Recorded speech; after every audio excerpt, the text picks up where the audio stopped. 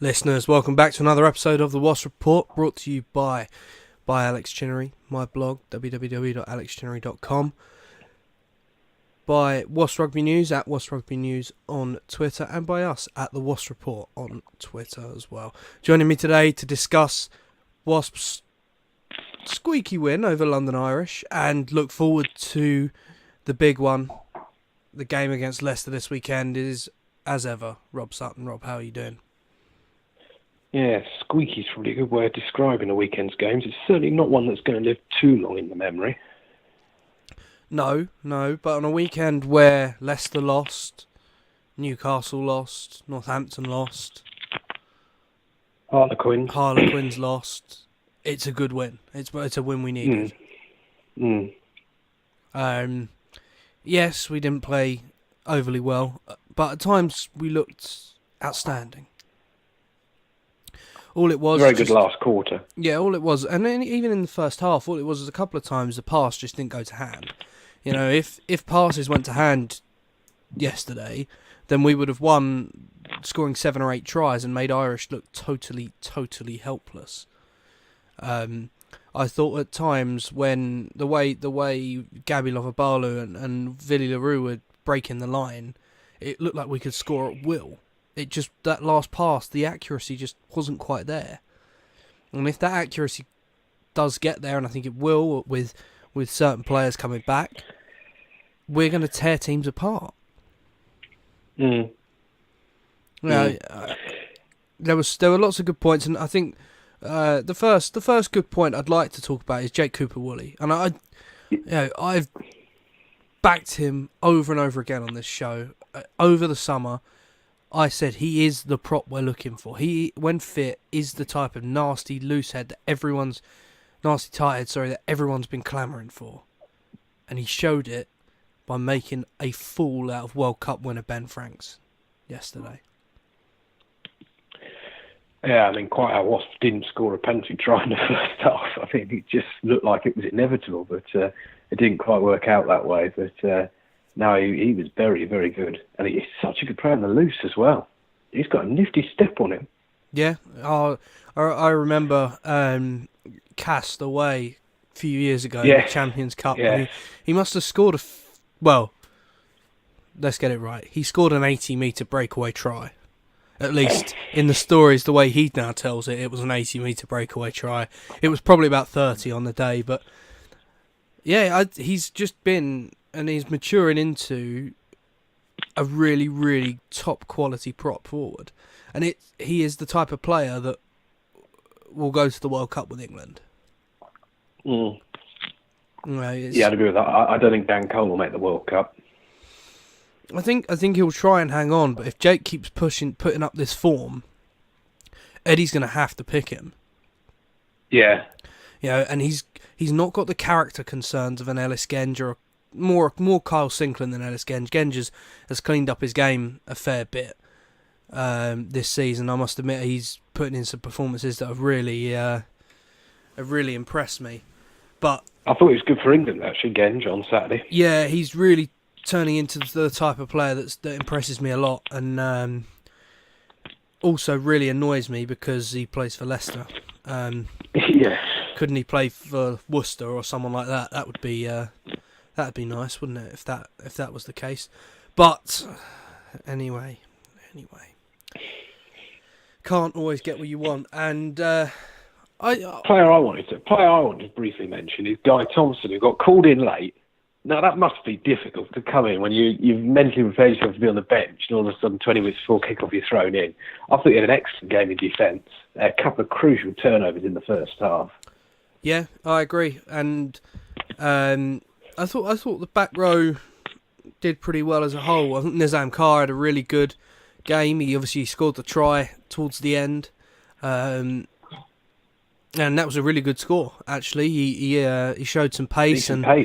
He showed that throughout the game. I thought he carried really well. He brought players onto the ball and into the game pretty well. But there's one lad who just keeps standing out every time he gets on the pitch.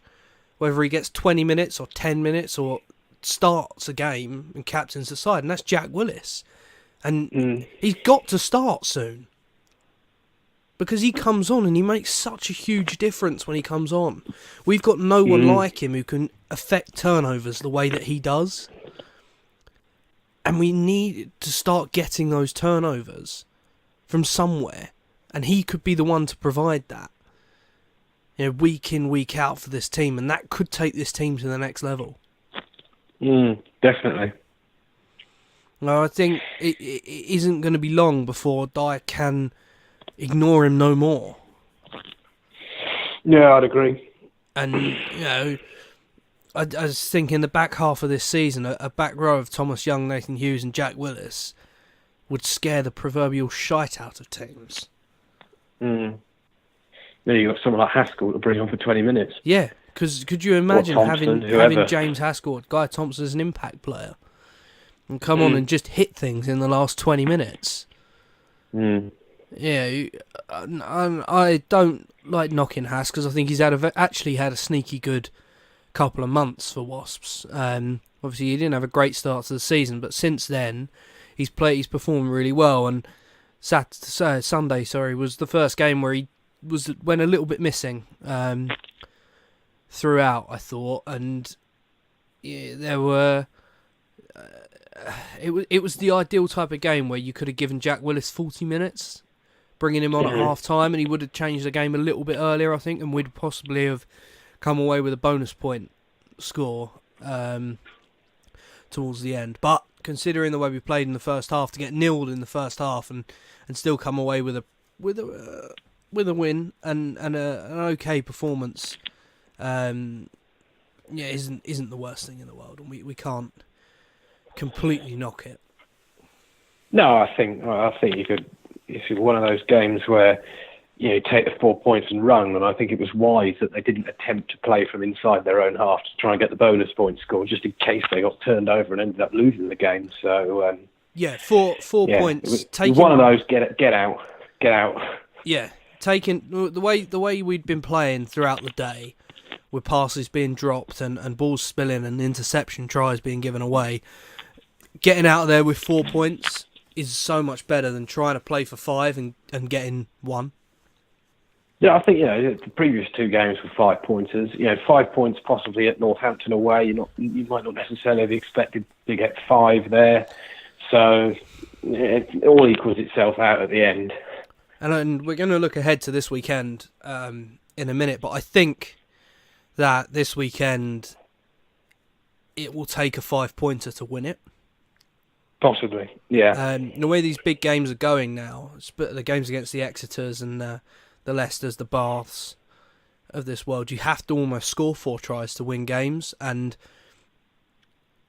that could really work in our favour this season because we can score tries from anywhere. It's not a cliche. We can score them from anywhere on the pitch. And with a couple of players who I think will be coming back towards the starting 15 this weekend, I think we've got a very good chance of scoring a lot of tries this coming game. I think Jimmy Gopperth, to me, looked a little bit tired. He's done a lot. Yeah. He's got through a lot of work in the first few months of this season, especially with Danny out injured. And before that, us having very few centres. I wouldn't rest him totally this weekend. I'd have him on the bench, but I'd probably say have him on the bench because the 2 games coming up against Leicester and against La Rochelle, less so against Leicester, but I think going out to La Rochelle in a couple of weeks' time, we're going to have to score a lot of tries to win that game.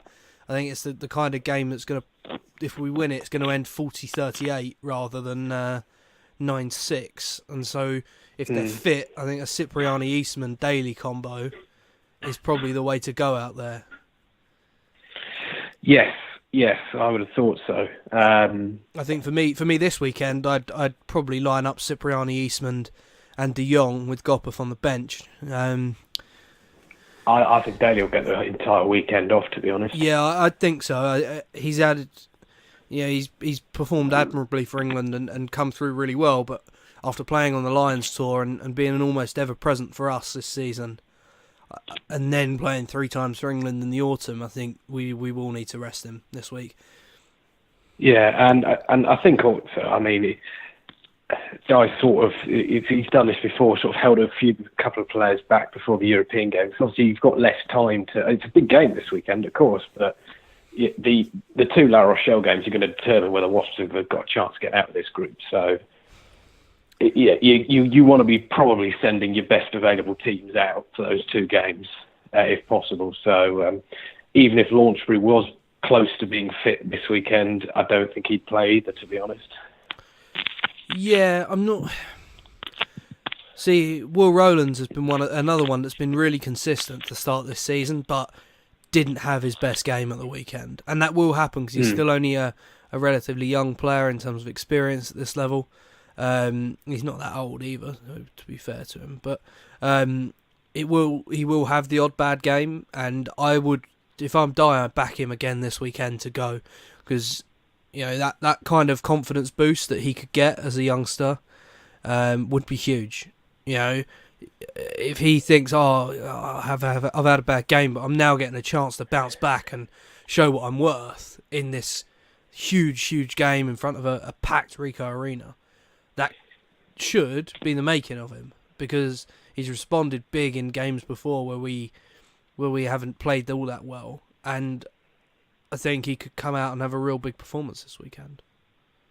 Yep, yeah, I'd agree, and it's going to be an interesting team selection this weekend. I think Eastman's going to be all right to play, so I think he almost certainly starts at 12. De Jong has done nothing wrong to suggest he's going to be dropped. So, okay. And the back three are playing really nicely at the moment. So, yeah, I think it will be pretty solid. I think through the next three games, I wouldn't expect many changes. You may even see when we go down to La Rochelle that Elliott's only on the bench as the 23rd man. I've just got a feeling that because De Jong's playing so well. Yeah, it's true. The only trouble is if they get hammered in La Rochelle, they'll be pretty much out. So you might rest a few for the return game. Yeah, because they've got to get something. They've got to get something in. If we can get something out there, then yeah, we're in with a better chance, obviously. But even then, 4 wins, you got to think, because I think we can win all 3 games, all 3 of our last games. We can go to the Stoop and win. Definitely, the way they're playing at the minute, we should be winning at home, even against La Rochelle and Ulster. Definitely Ulster. Ulster at home should be a 5 pointer, really. Yeah, and French sides, they're notorious for not travelling very well. I know it's a bit of the old adage, but the ones that have come to us in recent years have been humbled. You think Toulon a couple of years ago when they came trotting out their stars, and to be honest, they were dog shit. They were. This La Rochelle team don't seem your standard French team, though. No, they don't. They're almost like what the Fijian Super 15 franchise is going to look like in a few years' time when they get that off the ground. Which, when it happens, mark us down. We will be doing a Wasps Report trip. We'll go to Suva to go and see them play. I really want to go. When is it starting? Or they not said yet? They've not said yet. I think it's not going to be until mid-2020s, I would imagine, or at least the early 2020s. Before it gets off the ground, it will happen. If I know one thing about Ben Ryan, when he has an idea like this, no matter how long he has to work for it, it will happen. Yeah. But yeah, so I don't think there's not. What strikes me watching the game, and I watched it back this morning at work. I just don't think there was that much to talk about. No, it wasn't. Not a lot happened. There was an awful lot of play between the 2 10-metre lines. Yeah, and then one team would drop the ball. Yeah, exactly. Really, I mean, the game turned when Robson Cipriani came on, and then Wasps did look at threat and attack, and the offload, the Josh Bassett try was a lovely move, great offload at the back of the hand by LaRue. always comfortably the best player on the pitch. Yeah. Villy looks to have his swagger back, and Yes. that can only please Wasps fans. And to their credit, I've been mixed on here because there were some performances last season that were indefensible from all the lads, and it takes an awful lot for me to go in on a player on this show. It really does. But there were people who have been on LaRue's back for a long time, since he joined, pretty much. And a lot of them have come out and said in the last few days, yeah, we were wrong. Yeah. Yeah, and it takes a big man to do that. Or woman. You know, it takes a big character to do that. And I think... Yeah, I think the pre-season's helped him, though. Big time. Yeah, having a bit of a break. If anyone read his pre-match comments ahead of, it was ahead of this game or ahead of Newcastle, might have been. He's just having fun. He's settled now and he's having fun out there, and that is a huge part of the game.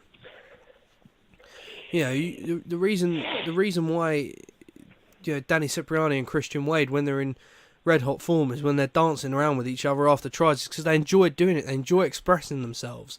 And that's a culture that we should be fostering here at Wasps, and they are. Because that, if we can get these players, these excellent creative minds in the game, which we have so many good creative rugby players, we can get them expressing themselves. You know, like from little things like Dan Robson earlier in the year, slapping the ball out of scrum half's hands at the scrum, where he's reaching over the flanker to get there and slap the ball out of his hands. Those little bits of magic win you games. Bit less of the questionable dance moves, though, I think. Just jealous, Rob. You're just jealous. I am. There was one last season. Lord knows what they were doing. I think Cipriani and Wade. You sound about 80. I sound like such an old man there. Just a handshake will do for me. Yeah, well. I used to hate that. Do you remember that player who used to play football for Newcastle? He used to do about 15 flips when he scored. Oh, yeah, I can't remember who it was. I can't remember his name, but someone will tweet it. Kevin Campbell. Was it Kevin Campbell? Yeah, that was... No, Luar. Luar. Yeah. Oh, my dad used to go mental at him. Kevin Campbell used to do it as well for a little bit. Yeah. Yeah. So I think we will leave our discussion there. Just a quick note, and this is so funny. I saw it happen today. Congratulations to Ben Lloyd, who made his Wasps debut in the A-League tonight. For those of you who don't know, Ben is a guy who has been Wasps. He's been in the Wasps media department and pushed up to media manager for 7 years now. And I believe he's leaving the club in the not too distant future. This is it today. Is it today? Oh, okay. I didn't know it was today. The club actually gave him the chance to run out in the A-League. He was wearing the number 23 shirt. He got on with about, I think it was 10 minutes to go.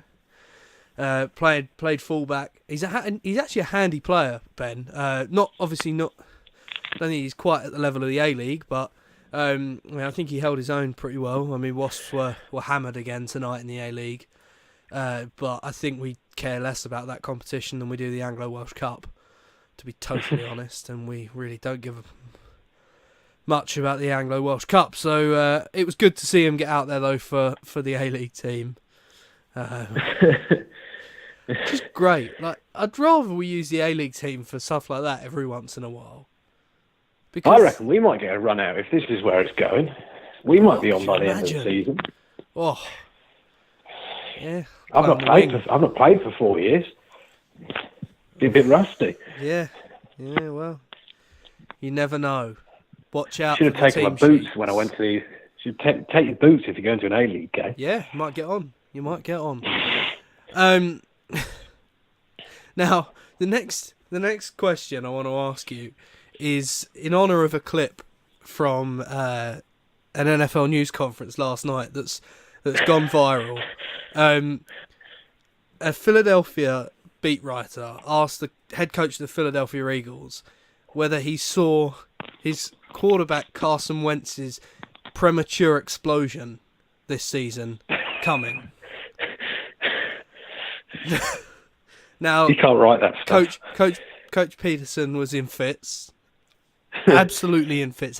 Had to abandon the press conference because he was laughing so much. So Wasps, Rob, who do you see from Wasps having a premature explosion in the second half of the season? A premature explosion. Let's go for Tom Cruise. Like that. Bit of an out there when he comes back from injury. I think he's a really good player. Yeah, I like him a lot. I like him a lot. He could have one. Yeah, no, I like that. I was going to say Jack Willis, but he's sort of exploded already. Well, I think an even more premature explosion than Jack Willis could well be his brother Tom. Yes. Because all we are is 1 or 2 injuries away from having a Willis double in the back row, and I'm not sure how bad that would be. No. Because they both look quality, like real quality players. What I say. Tom was very good. I saw him in the Anglo-Welsh game against Newcastle. He was very good in that game. He handles the ball so well. He almost in the loose. He's probably a better player than Jack in the loose. Yeah, that's scary. Scary if you're a different team. Great genes in the Willis household, though. Fair play. Yeah, doing their bit. They are doing their bit for the team. Now, when we come back, we will be talking about this weekend's upcoming match against the old enemy, Leicester Tigers. But first, a little mention. We mentioned them at the start. They are our friends at Wasps Rugby News. They're on Twitter, on Facebook, under those names. And every Monday, it's just gone. It's just happened. It's just finished. I asked a question this week. I might win a case of Byat's Brewery beer. Yes, it is their Our Sting segment every Monday, 8 to 9 p.m. And it's really good fun. Come and get involved. Yeah, we asked some questions, or they asked the questions, and everyone in the Wasp community on Twitter joins in and answers. It's a great place to meet new Wasps fans on Twitter. So if you follow a few accounts and you quite enjoy it, and you want to get to know a few more of us that are in the Wasp community, then follow Wasp Rugby News, and every Monday they retweet people who send in the answers. So you can then follow those. You can look at their Twitter feed and see if you want to follow those people and grow the Wasp community. See, doing everyone a favour. Also, it's worth going to www.thewaspreport.com to check out the Wasp Report blog.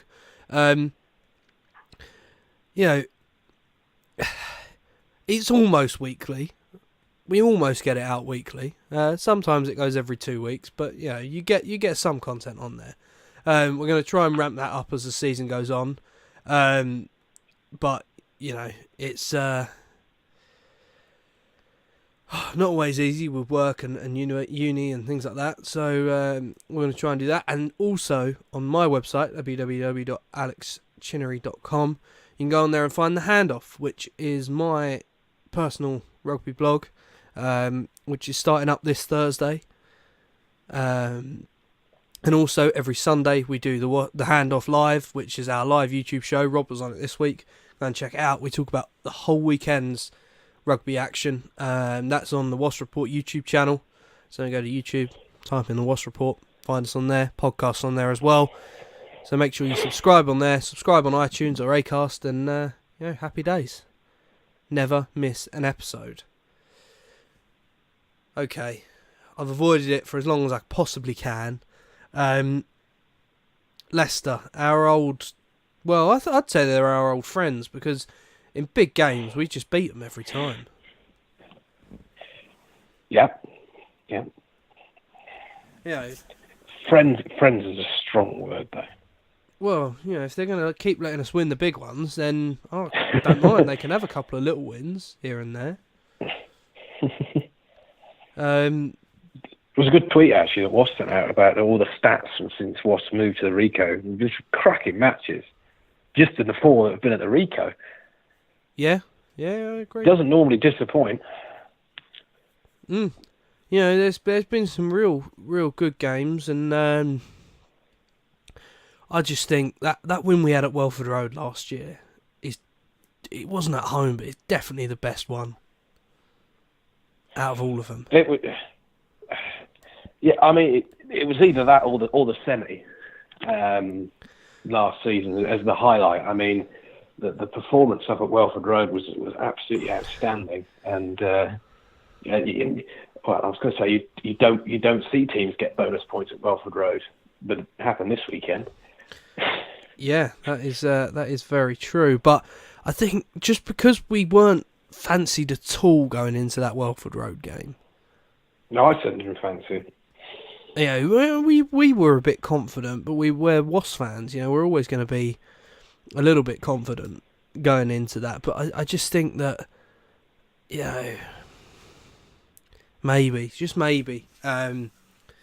It was a big statement at the start of last season. Yeah, it definitely was. I think it really kick-started this team into that run that got us to finish in the top spot last season.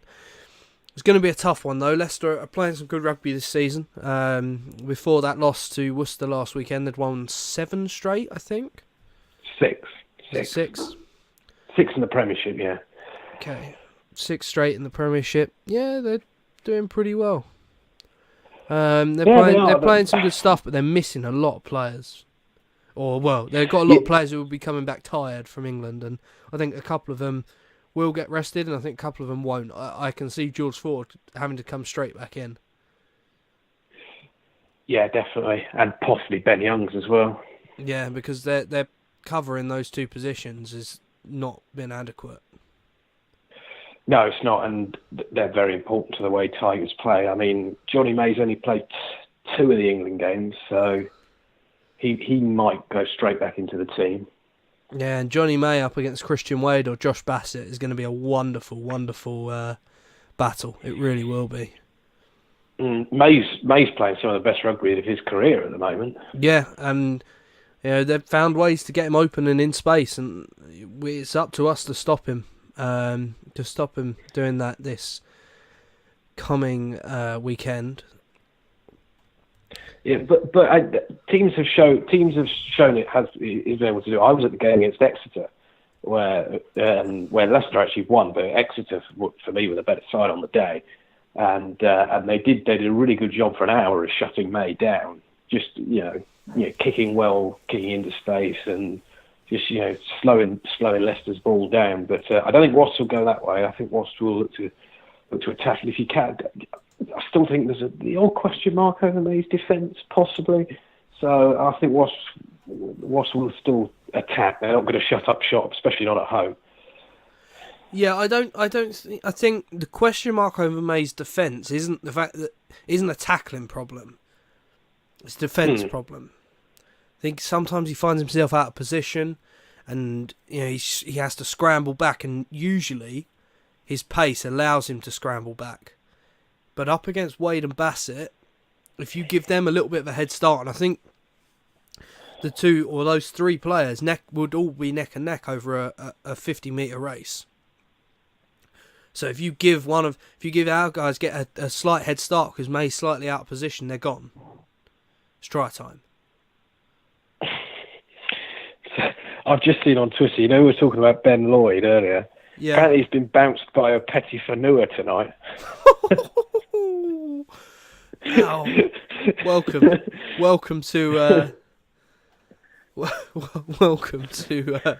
life in the professional game, Ben. Footage. Oh, I wish it was videoed. I don't think it. I walked past a Petit. He had a spell at Leicester, Petit Fanua. I walked past him in town. Jeez, that fella's big. Yeah, he is a big man. I remember I saw him walking into the stadium a couple of years ago when Leicester played here, and I'm a pretty big bloke. Okay, well over 6 foot tall, pretty wide, well built rugby build. But the rugby players that are out there today are just incredible. How big just their skeletons are and their builds are, their natural builds, even without being in the gym 5 days a week. Which I don't have the time to do, because if I did, it would be unfair on everyone else.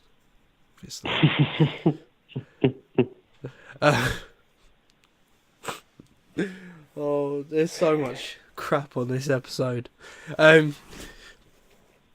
What other areas? What other areas do you think? I think Dan Robson's going to have to start. I think he can really push for England inclusion this weekend if he has a really good game opposite Ben Youngs.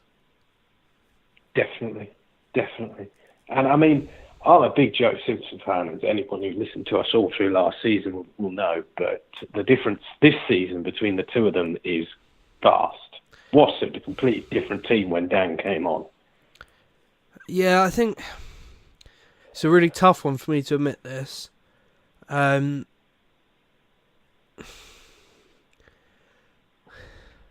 not sure. Yes, Robson's playing the better rugby at the minute.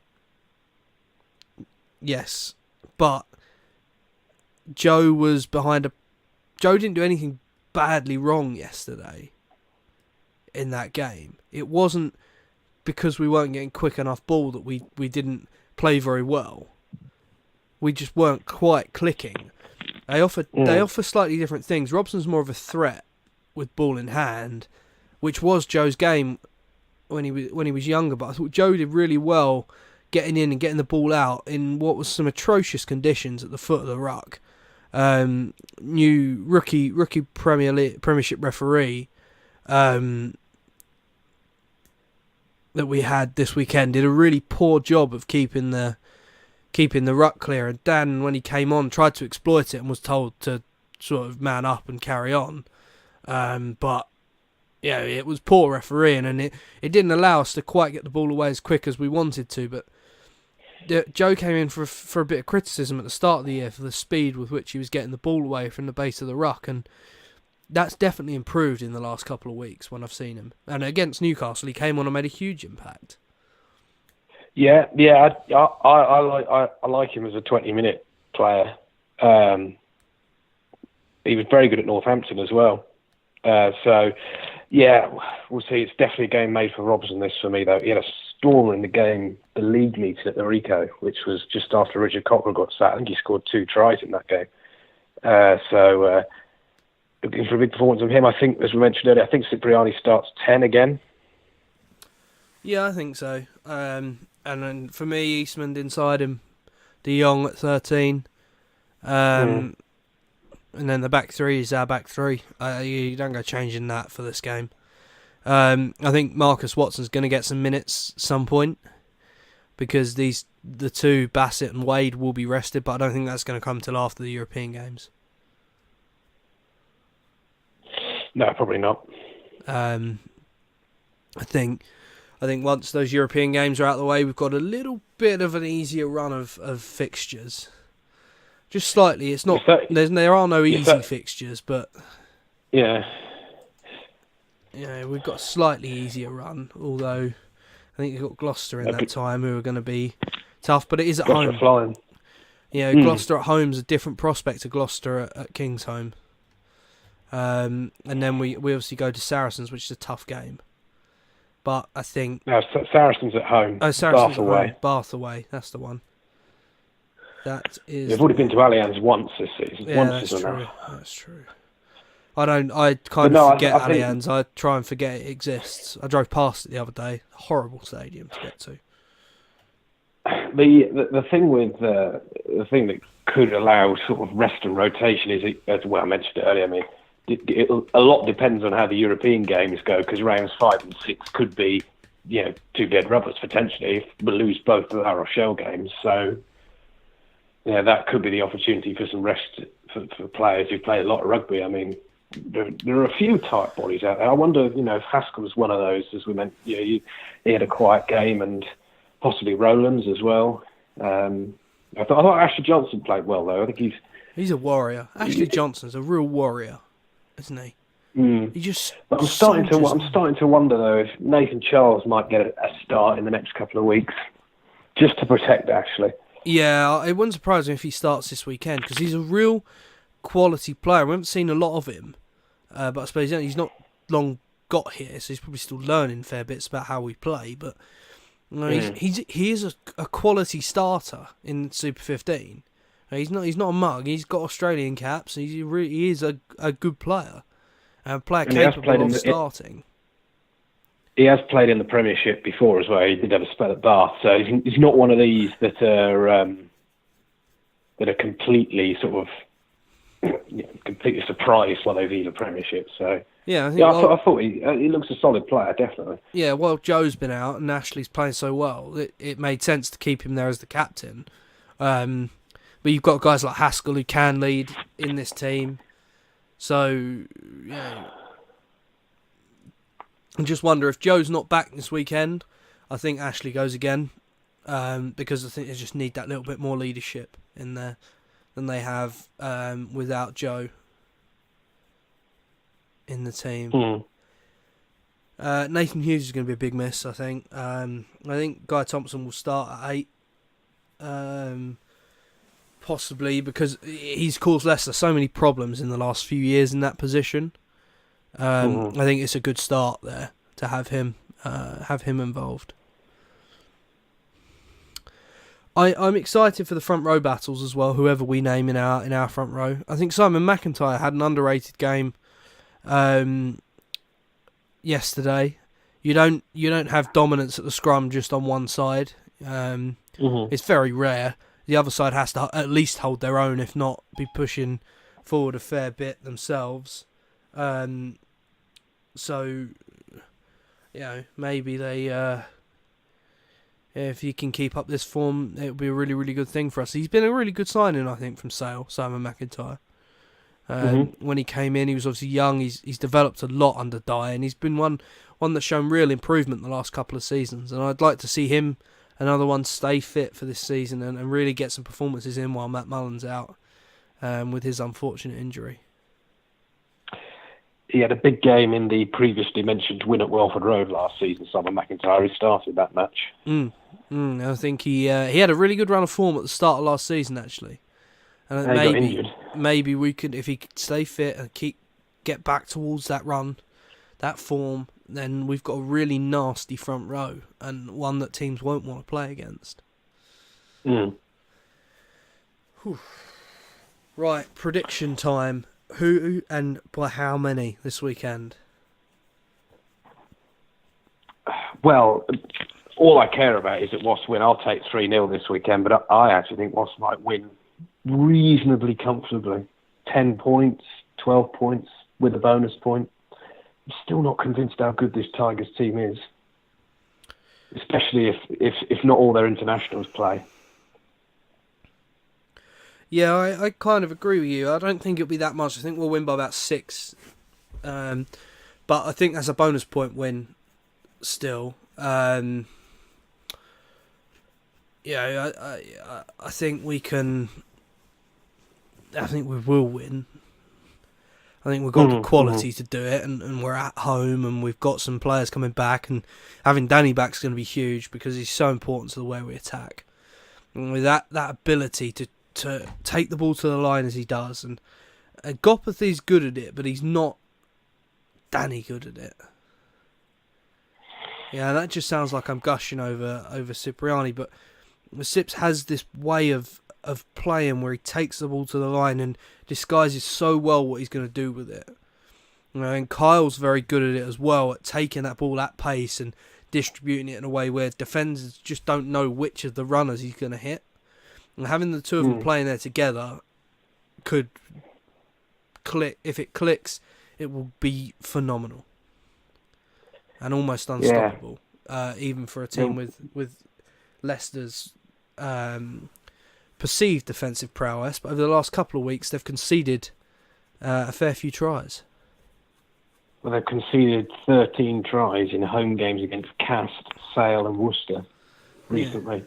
Not the best run, is it, for their defence? But they've had a few big performances this season. They shut out Exeter earlier this season, and up at Newcastle as well, who scored plenty of tries up at Kingston Park. They shut them out, so they can do it. And there is a rumour going around here that a certain Manu Tuilagi might make his latest comeback this week, although they're thinking he might be held back for Munster, which is their Champions Cup doubleheader. So if he does, I will be tweeting out a sweepstake for how long Manu Tuilagi lasts at the Ricoh if he is going to play this weekend. I'll get my usual guess at about 12 minutes. Be a bit miffed if you'd started the last couple of weeks for Leicester in games where they'd scored about 15, 16 tries in 3 games, and Tuilagi gets brought back in. A guy who perennially unfit, not really made an impact for the last 5 years. Oh, if he's involved this weekend, he'll only be a replacement. I think it's best case scenario he plays this weekend, but I think they're hoping he's going to be back for their Munster games. Yeah, I hope Eddie doesn't pick him. It'd be a real slap in the face to all those who've worked so hard, especially Jonathan Joseph, who's not, he's had a pretty good autumn, I thought. It wasn't bad, yeah. In what's a tough England team to play in. And I'm going to come on to this. Go on. As an outside centre, it is because you hardly see the ball sometimes. Yeah. I'll come on to this now. England have got so much depth in certain positions, and they've got some real world-class players in those positions. And players like Maro Itoje and Nathan Hughes and Billy Vunipola when he's fit, and Chris Robshaw, and Elliot Daly, and Mike Brown even, Anthony Watson, Jack Nolan on the pitch, Owen Farrell, carry England through games. And I said this a bit last night on the handoff, but there are just positions where England don't have world-class players. There is not someone there who can play the way modern rugby is played, fast, decent pace, getting the ball away. I'm talking about scrum half. Danny Kerr can do it, but we've only got one that's got international experience and can do it. There are plenty of Premiership scrum halves that can do it, and England have only got Kerr that can play at that pace and at a pace that could trouble New Zealand. Because if you play at Ben Young's pace, you're not going to trouble New Zealand. No matter how strong you are, no matter how skillful you are, no matter how well you kick, you're not going to trouble New Zealand unless you can play at pace. The Lions saw that in the summer. The game in Wellington, which I was at, I saw that game live. The reason we troubled New Zealand so much is because we played at real pace with good skills in the rain. We matched them blow for blow with our skills, with our skill set, with the speed of the balls coming out, and that's how you're going to beat them. That is the blueprint for beating this New Zealand team. And England don't have the players to do it at the minute. They don't have an inside centre. George Ford isn't the option at 10 because he goes missing in big games more often than not. He goes missing in medium-sized games as well, but in the big games he really comes up short. Someone like Owen Farrell should be. He's one of, if not the best 10 in the world. I think Johnny Sexton runs him close. I don't take the argument for Beauden Barrett, who's not good under pressure. The fact that he won the World Rugby Player of the Year award last night was a joke. And I just think that England need to probably be playing Owen Farrell at 10 and a skillful 12 outside of him. Or if you're set on playing Owen Farrell at 12, you play the guy who has been England's best attacking fly half for the last 2 years, bar none, and that's Danny Cipriani.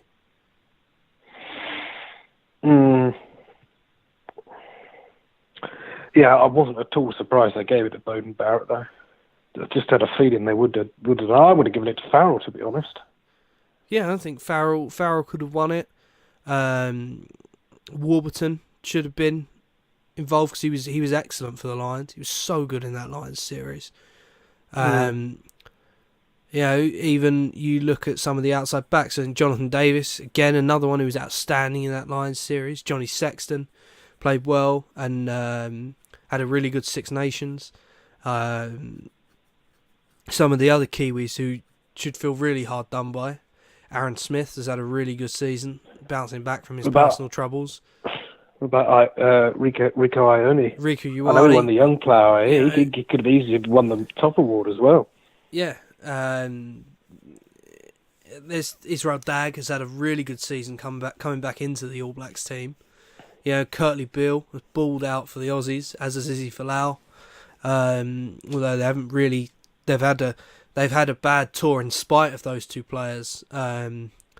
This time around in Europe, or Falau wasn't playing that much in Europe, but in the Rugby Championship. So, I don't think Barrett's as good as people make him out to be, personally. And that's I can only say that having seen them live. I'd like to judge players by seeing them play live. Yeah. Jiffy was saying something similar, but I thought that was just Jiffy being Jiffy at the weekend. Yeah, but does Jonathan Davis really know what he's saying half the time? I don't know. He did his best to ruin what was a cracking test match on Saturday evening. Right, I'd rather have Barnes than Jiffy.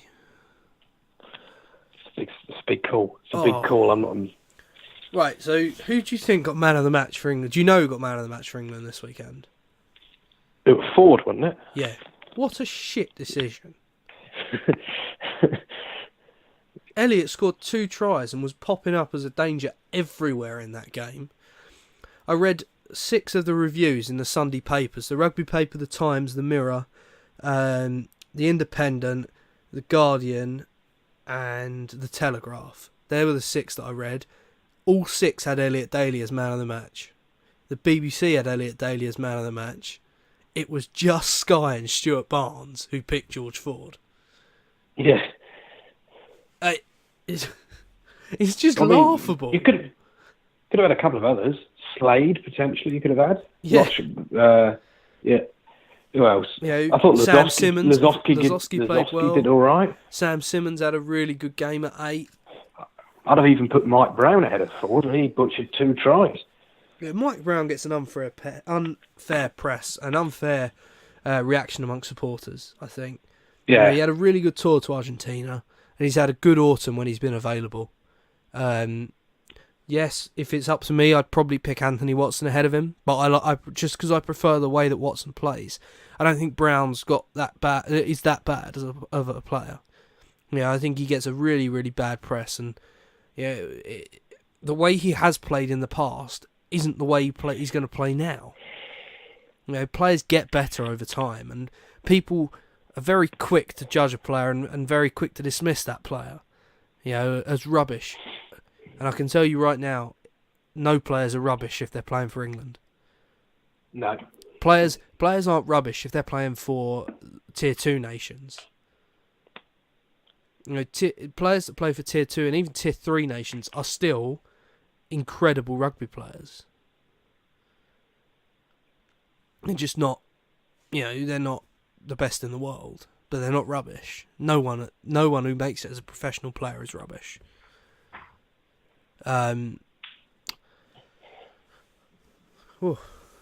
a bit heated there at the end. I know some of you like that out there that listen. It's been missing a little bit the last couple of weeks. I know. I've been a bit more reserved. The last few months I've been a little bit more reserved since we started winning again. Then we haven't seen Craig Maxwell Keith this year. So just you wait when the Premiership previews come out tomorrow and it shows that Craig is refereeing the game this weekend. Don't worry, next week there'll be a rant. I wouldn't be surprised. He had the January meeting last year at the Rico. I'll begin writing it as soon as he is announced. Yeah. We haven't.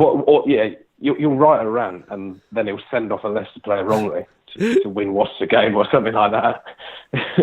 I'll go through with it. Even then, I'll find a way. I will find a way. Yeah. So, thank you all very much for listening. If you're going to the game this weekend, have fun. Make sure you cheer nice and loudly. I won't be. Is it Sunday or Saturday? It's Saturday R4. Oh, fuck's sake. What? Like, the one bit of this weekend that I'm busy is when Wasps are playing. This has happened every weekend this season, pretty much. I'm coming to the La Rochelle game at home, and I'm coming to Gloucester at home. They're the only 2 I'm able to make this year. But thank you all very much for listening. Make sure you subscribe and even leave us a review if you don't mind. We haven't had a review in a little while. We had some really nice ones, but if you enjoy listening to the podcast and you could spend a couple of minutes of your time to jump on iTunes and leave us a review and a rating, preferably a 5-star rating. But you don't have to. If you don't rate us as 5-star, then you're not welcome. Apologies. You are very welcome to keep listening.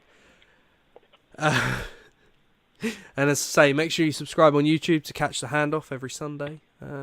Keep plugging that, and we might get some more viewers joining us live. There's a lot of people watch that on catch up. Actually, I was quite happy to see that today. So thank you to everyone who has listened in these past few weeks, and have a good day. Cheers.